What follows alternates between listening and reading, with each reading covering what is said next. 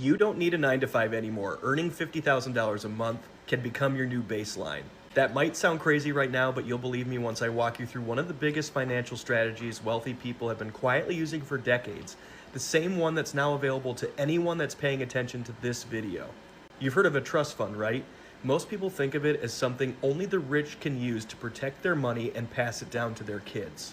But here's what most don't realize. It's not just the already rich who open trust funds. Plenty of people who started broke use them strategically to become wealthy. And you're probably wondering, well, how? Well, let me explain, and make sure you save this video before it disappears. Setting up a trust fund is actually simple and accessible to almost anyone once it's open. You need to place an asset inside of it, and if you're thinking, well, I don't have any assets, this is where most people are mistaken.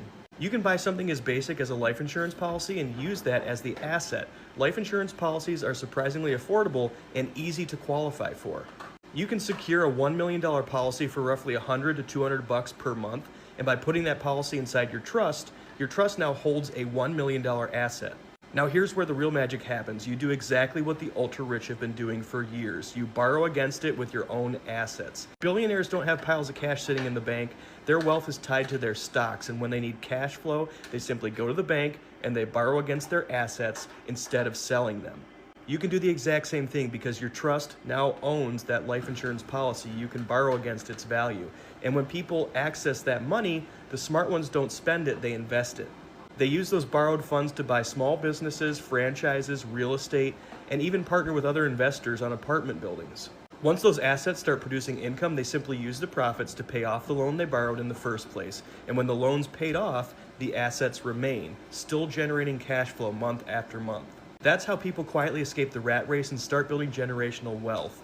And the part no one's talking about is the same concept applies right now with digital assets, something you can buy for around $7 and flip predictably for $200 or more, and it only takes a few minutes a day.